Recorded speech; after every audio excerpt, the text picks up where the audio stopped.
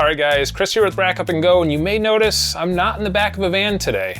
And that's because we're gonna be taking a deep dive into battery energy storage systems for the home. Without further ado, let's get into it.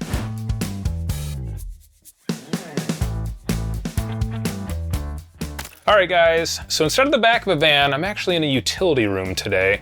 We're gonna be talking about a battery energy storage system, much like you'd have in the back of a van, consisting of a battery and an inverter. But instead of powering your refrigerator, your rooftop AC, and being recharged by the solar panels on your roof, this battery energy storage system is going to be probably a little bit bigger than what you'd have in the back of a van and a lot more powerful. But it can do the same essential things and power some of the critical loads in your home, especially during the event of a power outage.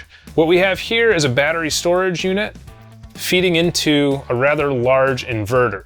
Now this inverter is feeding a critical loads panel, and this battery backed up panel is actually what's going to be powered in the event of a power outage. Now the unit that we're going to be talking about today is the Lion Energy Sanctuary Energy Storage System. This unit here that we've got on display, this is a 14.3 kilowatt hour unit with an 8,000 watt inverter and a 12,000 watt peak. It can also accept up to 12,000 watts of DC powered solar. And what I really like about this unit is that it actually will accept grid tied solar. So if you already have solar panels on your roof that are tied into the grid producing AC voltage, this will actually accept that AC voltage and provide the 240 volt 60 hertz signal to your microinverters or your string inverter and feed that through back to your essential loads panel or pass it back to your main panel to be sold to the grid. So this system is very versatile, and that same port that can take in your grid tied solar panels can also be used for a backup gas generator if you wanted to feed that through this system instead. Now, all that sounds like it can be pretty confusing, so let's give a couple examples how that could be used. All right guys, so one of the examples I gave was tying this in with, say, a backup generator, either natural gas or diesel or a standby generator. And what you can do is that you can input the 240 volt input from or output from that generator into the generator input on this. And what that will do is it'll pass through that power during a power outage. It'll pass through that backup generator's power to your backed up essential loads. Anything extra, if that generator has some extra capacity, that's going to be used to charge your batteries. Now, I also gave the example of grid-tied solar. If you have grid-tied solar, it's going to be the same operation. That same generator input port is where your grid-tied solar is going to come into. And the inverter actually has the ability to produce that 240 volt 60 hertz signal to bring those microinverters on your panels or a string inverter on those panels online, and it'll pass that energy again to your backed up essential loads panel, and anything extra is going to go into your battery. The beauty of that is typically with a microinverter or a string inverter that's grid tied, you have to have that 240 volt 60 hertz signal from the grid in order for those panels to be producing energy. With this system, even during a power outage, those panels are still going to be working for you. All right, so we've mostly talked about how this thing operates in the event of, say, a power outage. The battery and inverter are going to take over and power your essential loads. Now, the other beauty of this system is it also has a time of use function. That time of use function can be used to offset your grid consumption, so the energy that you're pulling from the grid. So let's say in the afternoon, your solar is pretty much done, if you have solar, is done by, let's say 4 or 5 o'clock. Kind of a typical time of use scenario where maybe you have higher energy rates between 4 and 9 or 5 and 9.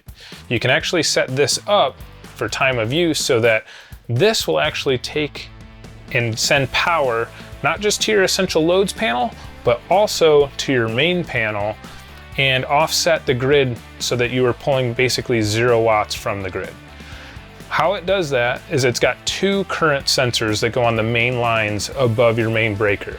What it does, it'll push up to 8,000 watts back to your main panel, and until those current sensors are basically reading 0, so that it knows it's putting out however much energy it needs to power the loads in your home, not just the critical loads, but these loads as well, to zero out those current sensors so that you are basically drawing 0 watts from the grid And it'll do that for kind of not as long as you want, but as long as you have energy storage. So if you have 14.3 kilowatt hours, you have a single battery, what that's gonna do is that'll run it, at 8,000 watts. It's gonna do almost 2 hours of that.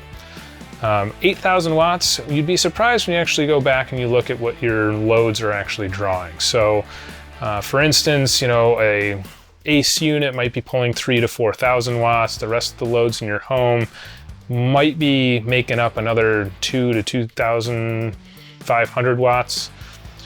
So we're talking 6,500 watts. The 8,000 watts is actually pretty generous and able to run a good portion of your home if you're doing 6,500 watts, again, that's gonna be about 2.5 hours of runtime.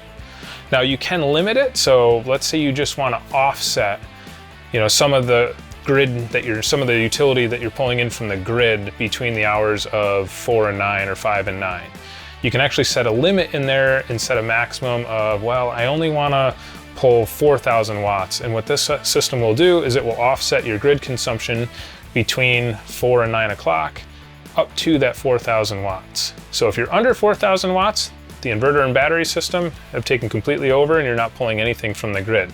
If you're over that 4,000 watts, let's say you're 5,000 watts, well, this is gonna be supplying 4,000 watts and you're gonna be pulling 1,000 watts from the grid. And this should be able to do that for around 3 hours, 4 hours if you're doing the full 4,000 watts. But the energy needs fluctuate. Your AC comes on in cycles, lights come on at different times during the day in the house, especially between 5 and 9. Maybe you have an electric stove and you're using that and that's using a bunch of energy, but you're only cooking for 30 minutes. So it's kind of a variable fluctuation in how much energy you're using, so it can be kind of difficult to give you an exact amount of time. But we can certainly help you out with those calculations. Just give us a call and we can kind of walk you through how this system would best fit into your application. So we've primarily talked about the capabilities of this one inverter, one battery system.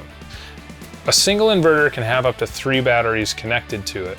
Each battery is going to be 14.3 kilowatt hours, and each inverter is going to be able to do 8,000 watts continuous or 12,000 watts surge. It'll also accept up to 12,000 watts of DC solar or 10,000 watts of grid-tied solar. Now you can also have 3 of these inverters all paired in to back up your home. So 3 inverters are going to have the capability of 24,000 watts continuous and boost your DC powered and AC powered solar. AC powered solar is going to be up to 30,000 watts. DC powered solar is going to be 36,000 watts. That's a really large array. So a lot of capability with this system. And since each inverter can take up to 3 batteries, that's a total of 9 batteries that you can have up to 128 kilowatt hours of stored energy. Now it does take up a lot of room if you're gonna go with that many inverters and that many batteries, but if you really want to be off grid for an extended period of time, you've got the capability to do so. Now, considering this unit is so integrated into your main electrical system and your main panel, and does have the potential to push energy back out to your main panel and the grid, it is required that you have a certified Lion Energy installer install this, preferably by a certified electrician. This unit may also be subject to certain building codes and require a building permit in your town, and will most likely require a final electrical inspection by a certified electrical inspector. So keep that in mind when you're getting ready to order this and prepare for install. All right guys, so that wraps up our very basic overview. We're just scratching the surface on this Lion Energy storage system here, the Sanctuary. If you have more questions, give us a call, 888-929-3149, or you can hit us up at customer care@RackUp+Go.com. And remember, life's an adventure, rack up and go.